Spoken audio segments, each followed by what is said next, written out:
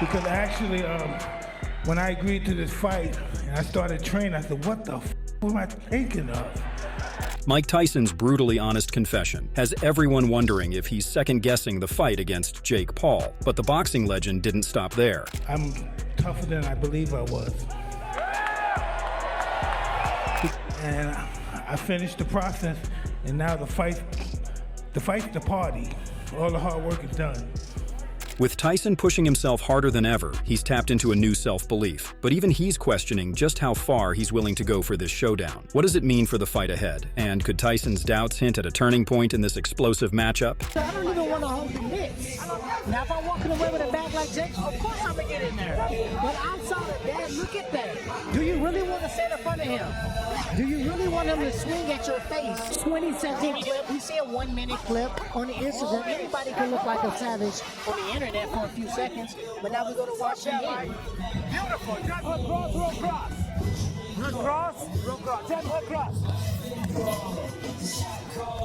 Jab, hook, cross. In his open workout, Mike Tyson looked like he was turning back the clock, throwing punches with a confidence that electrified the crowd. But beyond his raw intensity, he revealed a rare glimpse into his personal motivations for this fight. It's the family's everything, but my kids, to my children, I'm nobody. He's aware of his legendary status in the ring, yet to his own children, he's just dad, a role that somehow makes him feel ordinary. Then he dropped a line that speaks to the heart of why he's pushing himself harder than ever. They're gonna find out their father's very special. For Tyson, this fight isn't just about proving himself to the world. It's about showing his family, especially his children, a side of him they've never seen. Tyson's open workout was nothing short of a spectacle, a fierce reminder that, even at his age, he hasn't lost the fire that made him a household name. With every jab and uppercut, Tyson showed he's not just coming back for a payday, he's coming back to prove he's still a force to be reckoned with.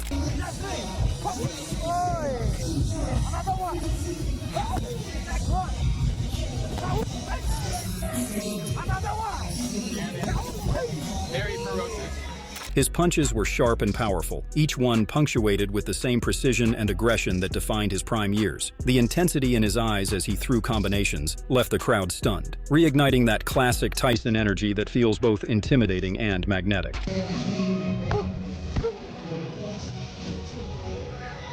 Excuse me? A jab, angle change into a nasty uppercut. Mike Tyson's back, ladies and gentlemen. In clips from the workout, Tyson's jab looked as devastating as ever, snapping with speed and force that belied his age. He followed up with a brutal uppercut that seemed to draw gasps from onlookers, reminding everyone just why he was once known as the baddest man on the planet. Tyson's physicality, coupled with his laser-like focus, sent a clear message to Jake Paul and the world. This comeback isn't a gimmick. Every movement showed that Tyson has been grinding in the gym, channeling the power, technique, and drive that once made him a living legend. No normal 58-year-old moves like that. I don't think I've ever seen any individual, not only of that age, he looks incredible. As the crowd watched in awe, it became clear that Tyson isn't just reliving past glory. He's out to make a new statement. The open workout was a taste of what's to come, and each punch seemed like a promise that he's ready to push himself to his absolute limit. With his family watching, Tyson's fire has been reignited, and his ferocity in the ring shows that he's more than ready to give Jake Paul the fight of a lifetime. Here, I know for you this has to be just a little bit more. And it's definitely cool, because I don't really recall a lot of his pro fights. I was so young, I really wasn't in the moment. The ferocity Tyson displayed at the open workout didn't come out of nowhere. It's the product of months of grueling dedication in the gym. Tyson has been relentless, training with the same intensity and discipline he once had in his prime.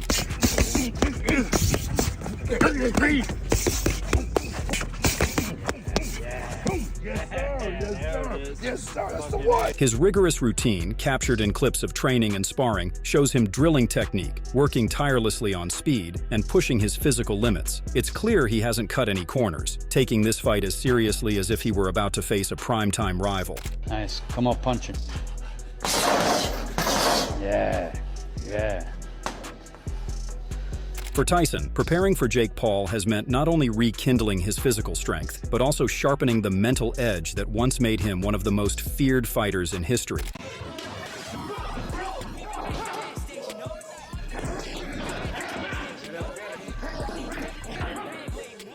In his sparring sessions, Tyson has been going all out, throwing rapid-fire jabs and crushing hooks that showcase his regained power and precision.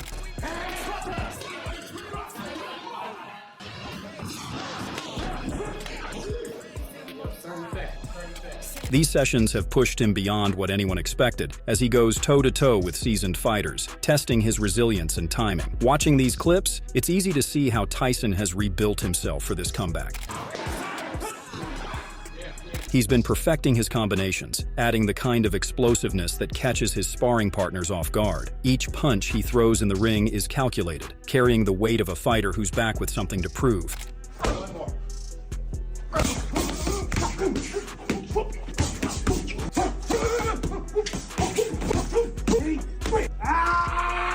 Day 3, you still want to f with me? This dedication isn't just physical, it's deeply personal for Tyson. The hard work he's put into preparing for Jake Paul has reignited a passion and belief in himself that he hasn't felt in years.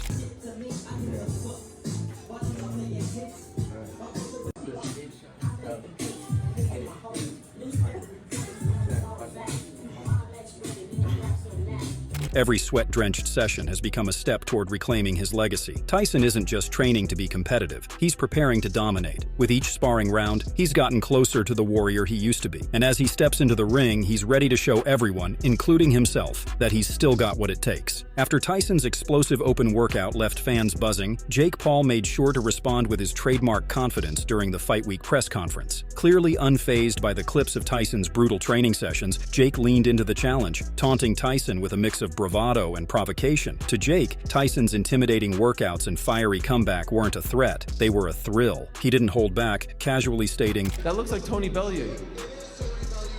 It does? Is that Tony Bellew or is it Darren Till? Andreas, keep going. For Jake, Tyson's reputation as a killer in the ring isn't just part of the hype, it's exactly what he wants to face. He continued saying, What is this, a Fisher-Price microphone? He knew exactly what he was doing, stirring the tension even higher, daring Tyson to bring out the iron mic of old. Jake's words weren't just a challenge, they were a calculated attempt to rattle his opponent, to summon that feared, brutal side of Tyson so he could test himself against it. In his own words, Jake craves the hardest match possible, eager to silence all doubts. I actually can't tell if it's Tony Bellew. Is it? Okay, Andreas, keep going. My man, chill. No, legit, is it Tony Bellew? I can't tell.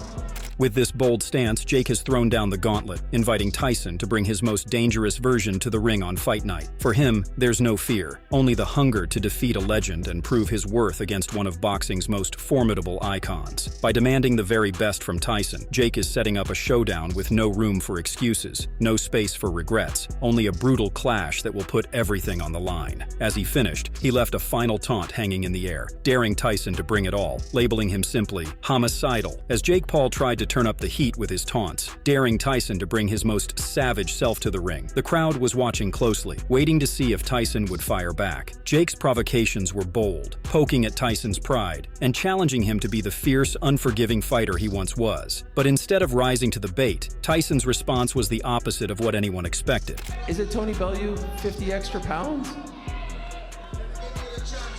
Okay. With these simple words, Tyson's calm demeanor shifted the energy in the room. He wasn't there to entertain or exchange words. He was there for one thing: the fight. For Tyson, this wasn't about putting on a show at the press conference. It was about letting his hard work and preparation speak for him. The simplicity of his response underscored a powerful reality. He wasn't playing games. This quiet, steady focus left no doubt that Tyson would bring his absolute best when it mattered most, leaving the talking to be settled in the ring. Jake Paul, always ready with a comeback, didn't back down after Tyson's cool response. Addressing Tyson's confidence, he shrugged off any intimidation. Multiple title fights, one of the most anticipated women's fights in history behind you. Jake's words hinted at his refusal to be fazed, suggesting that no matter what Tyson thinks or how ready he claims to be, Jake feels he's coming in with an equally potent force. Then, in classic Jake fashion, he added a line meant to underline his self-assurance. Jake couldn't resist another jab, hinting at Tyson's infamous moment in boxing history with Evander Holyfield. For what most people perceive as professional boxing, who better to ask than Mike Tyson, how does this fight line up for you? How does it feel? Well, the people speak for itself. I don't even have to ask them. The comment was a calculated dig, reminding everyone of Tyson's controversial 1997 ear-biting incident, a move that shocked the boxing world and became one of the most infamous moments in the sport's history. Jake's remarks sparked laughter, but it also showed his knack for getting under Tyson's skin, tapping into one of Tyson's lowest moments to throw him off balance before fight night. By joking about the ear-biting incident, Jake painted himself as the fighter in control, who's not intimidated by Tyson's reputation or past aggression. His diamond-studded ear guard served as a metaphor for his confidence, hinting that he's fully prepared for any surprises Tyson might bring. Tyson, unfazed by Jake's playful digs and provocations, maintained his calm demeanor and focus. After Jake's jab about ear guards and biting incidents, all eyes were on Tyson, waiting to see if he'd react. Instead, Tyson offered a simple, grounded response. He wasn't there to engage in mind games or entertain the circus around the press conference. His words highlighted a deep, almost zen-like commitment to the task ahead, showing that for Tyson, the talking was over, and his training and experience would do the rest. By keeping it brief, Tyson sent a powerful message, letting Jake know that the theatrics wouldn't rattle him. This calm and quiet confidence was a reminder of the seasoned fighter Tyson is, a man who's been through wars in the ring and has nothing left to prove with words. For Tyson, Friday night is about one thing only, showing the world he's still here, still ready, and more than capable of letting his fists do the talking. When a fan from the crowd challenged Tyson with a direct question, asking him to elaborate on his famous line, "The fear of losing is much greater than the fear of dying," and what he would actually lose if he were defeated, Tyson's response was immediate and unwavering. His intense reply cut through the room, leaving no room for doubt. Tyson's conviction was unmistakable. This wasn't just another fight for him, it was a personal promise to himself that defeat simply wasn't an option. As the clock ticks down to fight night, Tyson's intensity is palpable. He's not just training to face Jake Paul, he's pushing himself beyond anything he's done before, tapping into an unshakable self-belief that's reignited his fire. Yet despite all the confidence, Tyson admits a brutal truth. He's questioning just how far he's willing to go for this fight. Could this inner conflict hint at a deeper psychological battle that will come into play when the bell rings? Tyson is a fighter like no other, and as he nears the end of his preparation, one thing remains clear. He's not backing down. But with Jake Paul continuously taunting him, especially with remarks about Tyson's infamous ear-biting incident, it's clear that the tension is building. Jake Paul's mocking jabs, from taunting Tyson's past to teasing his ear guards, have only added fuel to the fire. He's doing everything to get under Tyson's skin, but will it work? The quiet resolve Tyson has shown so far suggests he's more focused than ever. So, with only a day left before the fight, the question on everyone's mind is, will Tyson's past fears, doubts, and determination collide when the bell rings? Or will Jake Paul's brash confidence be his undoing? WTF was Mike Tyson thinking when he decided to take on Jake Paul? Does his calm demeanor hide something deeper? Let us know what you think.